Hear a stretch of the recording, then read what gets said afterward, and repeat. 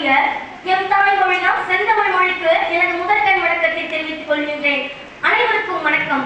இந்திய திருநாட்டின் புதல்வர், எல்லோர் இதயங்களிலும் நின்ற தலைவர், காந்தியின் வழியில் நின்றவர், கல்வி கண் திறந்தவர், தமிழகத்தின் பொற்கால ஆட்சியை தந்தவர், அவரே பெருந்தலைவர் காமராஜர். நான் இப்பொழுது கர்ம வீரர் காமராஜர் அவர்களை பற்றி பேசப் போகின்றேன்.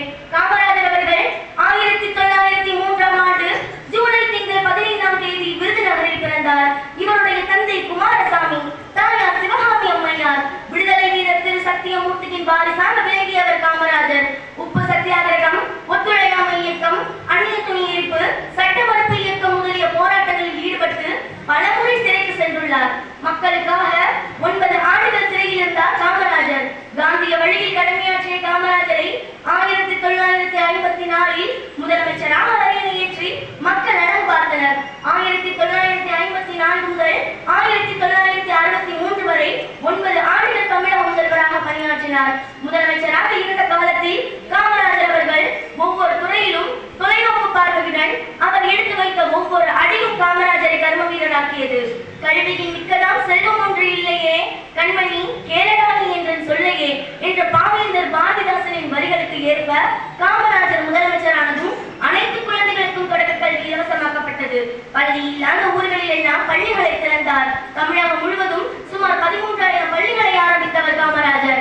ஏழை பணக்காரன் என்ற வேறுபாடு இருக்கக்கூடாது என்பதற்காக பள்ளியில் சீருடையை கட்டாயமாக்கினார். கட்டாய கல்வி, இலவச கல்வி, இலவச மதிய உணவு திட்டம் என பல திட்டங்களை உருவாக்கி ஏழை எளிய மக்களின் கல்வியில் முன்னேற்றத்தினை ஏற்படுத்தினார்.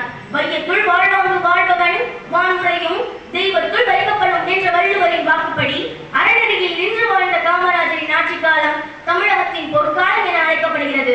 தமக்கென வாழாமல் பிறருக்காக வாழ்பவர்களால் தான் இந்த உலகம் இயங்கிக் கொண்டிருக்கிறது. அயர்விலர் அன்னமாட்சி அணையலாகி தமக்கென முயலானோன் தான் பிறருக்கென முயலுனர் உண்மையானே என்ற பாண்டிய மன்னன் இளம் பெருவழி கூறியது போல் பிறருக்காகவே வாழ்ந்தவர் காமராஜர். நீர்ப்பாசன திட்டங்கள், நீர்மின் திட்டம், அணைக்கட்டுகள், நெய்வேலி, பழுப்பு நிலக்கரி சுரங்க நிறுவனம், தொழில் வளர்ச்சி, கிராமப்புற வளர்ச்சி என காமராஜரின் ஆட்சியில் அசத்தல் திட்டங்களால் வளமானது நாடு. 1963ஆம் ஆண்டு அகில இந்திய காங்கிரஸ் கட்சியின் தலைவராக பொறுப்பேற்றார்.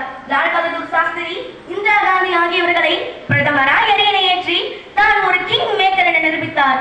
எல்லாருடைய வாழ்க்கையும் வரலாறாவதில்லை, வரலாறாய் ஆனவர்கள் தமக்காக வாழ்வதில்லை என்ற பொன்மொழிக்கு பொருந்தி வாழ்ந்த காமராஜர் அவர்கள் 1975ஆம் ஆண்டு அக்டோபர் 2ஆம் தேதி தன்னுடைய 72வது வயதில் காலமானார். 1976இல் இந்தியாவின் உயிரி குடிமகன் பாரத ரத்னா விருது அவருக்கு வழங்கப்பட்டது. ஆண்டு 9 அவர் ஆண்டது. அப்போதும் ஏழ்மைதான் அவரை ஆண்டது. காலம் அவரை கொண்டு போனது. ஆனால் அவர் புகழ் என்றென்றும் நிலைத்து போனது. கல்வி கண் திறந்த கடவுளை, பெருந்தலைவர் காமராஜரை நித்தமும் நாமும் போற்றி வணங்கிடுவோம் என்று கூறி வாய்ப்புக்கு நன்றி தெரிவித்து எனது உரையை நிறைவு செய்கின்றேன். நன்றி, வணக்கம்.